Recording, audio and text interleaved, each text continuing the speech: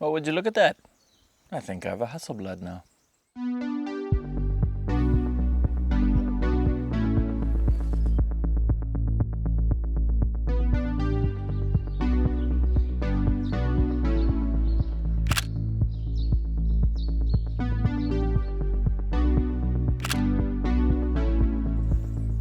Hello old friends, sorry that this video has taken so long for me to upload.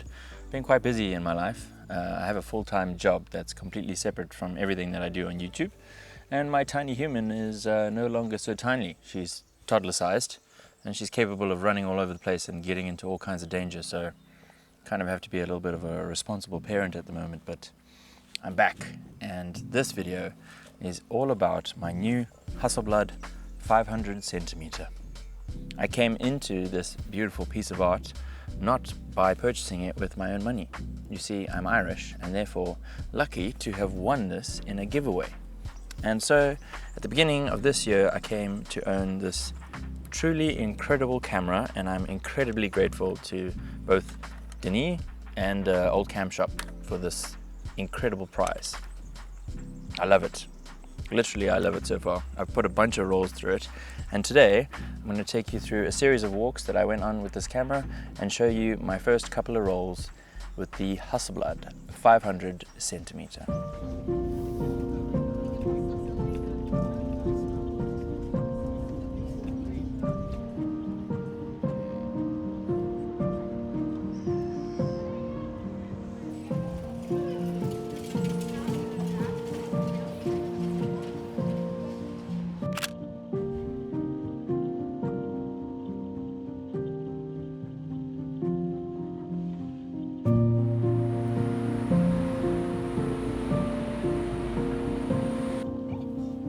Mila.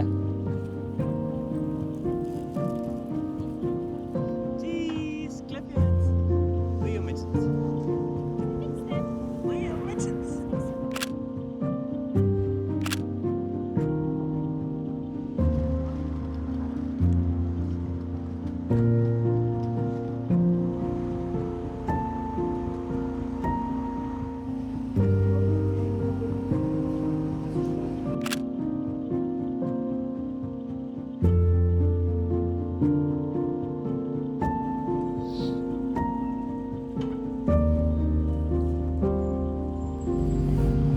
We have made it to Bruges, as you can see.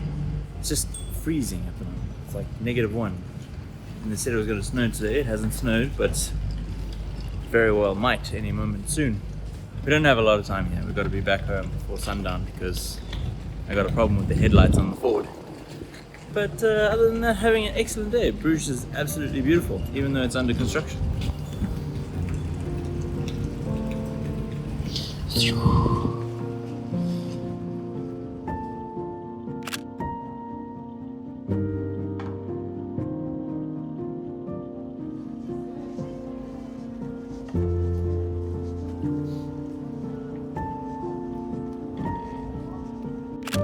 So Bruges is one of the most well-preserved medieval towns in the whole of Europe, and I feel like the combination of the Hasselblad with a black and white film stock in this incredible setting kind of made these photographs feel like they were shot 100 years ago. And I was super chuffed with the images that I was able to make.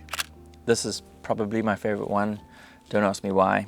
I just like the way it feels like you've kind of gone back in time. There's nothing really in the shot that points towards it being from the modern age unless you look really, really closely at some of the details.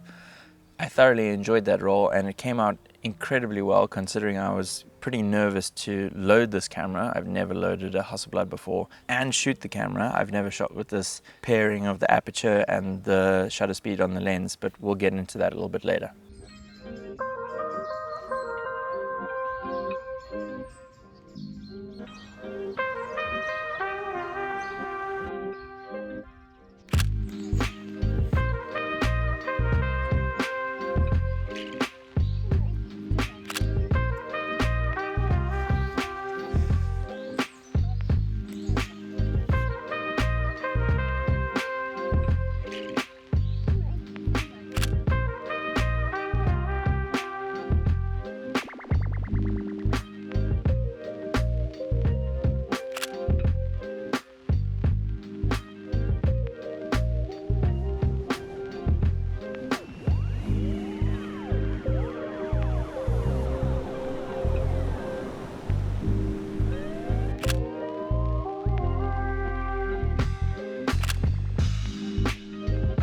Another reason why I've been so quiet recently is that I've gone through a major rut in my photographic work. I'm kind of just struggling with my voice in photography. I watched this Nick Carver video where he talked about finding his style, and he speaks about the peaks and valleys of going through your photographic style, and I am very much in the downward spiral at the moment.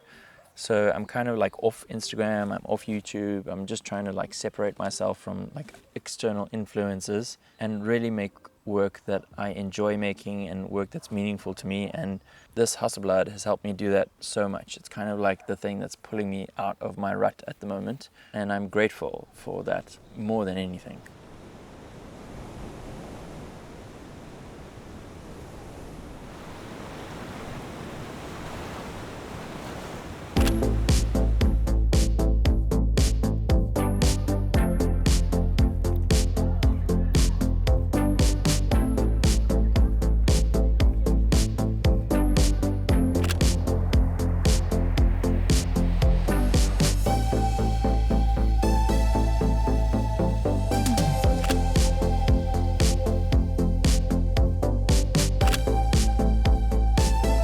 The only quirky difference that I have between this and my Mamiya is the Mamiya has separate controls for your aperture and your shutter speed. Both aperture and shutter controls are located on the lens for the Hasselblad 500cm, and it's controlled with this clutch mechanism that makes you align the shutter speed and the aperture before you take the shot. And so underexposing or overexposing by a stop is a little bit more cumbersome because you have to engage a clutch, match the shutter speed that you want to the aperture that you want, and then lock it in and take the shot. Whereas the Mamiya has those separate dials, and it's much easier to just like flick the aperture open by one stop to take a photograph that's a little bit overexposed.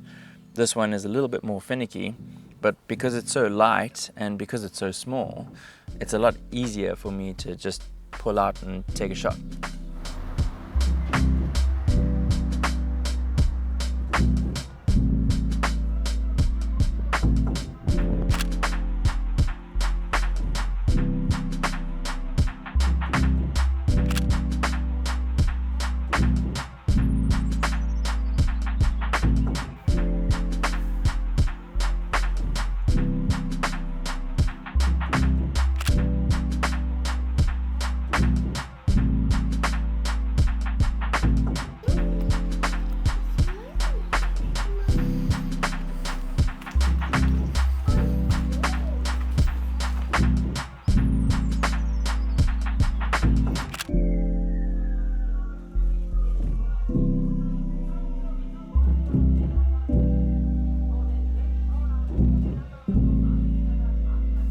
It 5 seconds.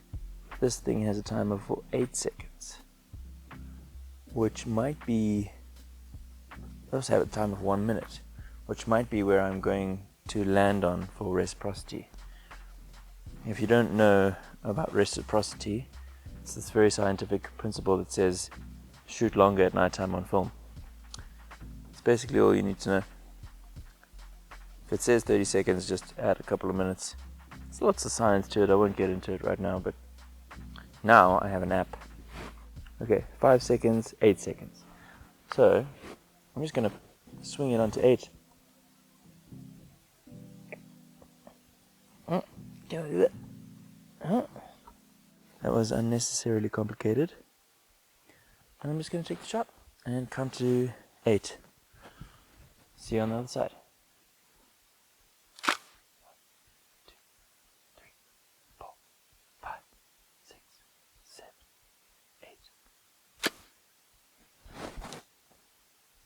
Cool.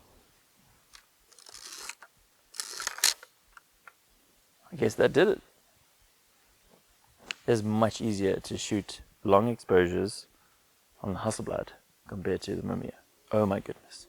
So this is obviously the first couple of rolls that I've shot with this Hasselblad. It's by no means a review. So far I really enjoy this camera compared to the Mamiya. Both of them are fun to use. I think the Mamiya is a little bit more utilitarian, and this is, as I said, a little bit more of like a run and gun type camera. But it definitely has its quirks. There's some things about it that take a little bit of getting used to, like the shutter and the aperture rings that you have to match. and the way that you load it is a little bit more finicky than something like the Mamiya, but so far, so good.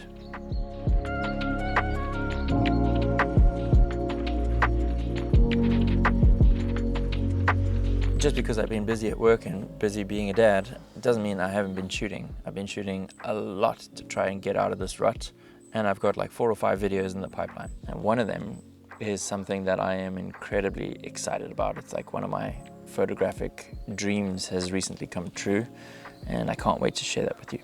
So subscribe for more, and thank you so much for watching. Thank you for your patience, and I will see y'all in the next video.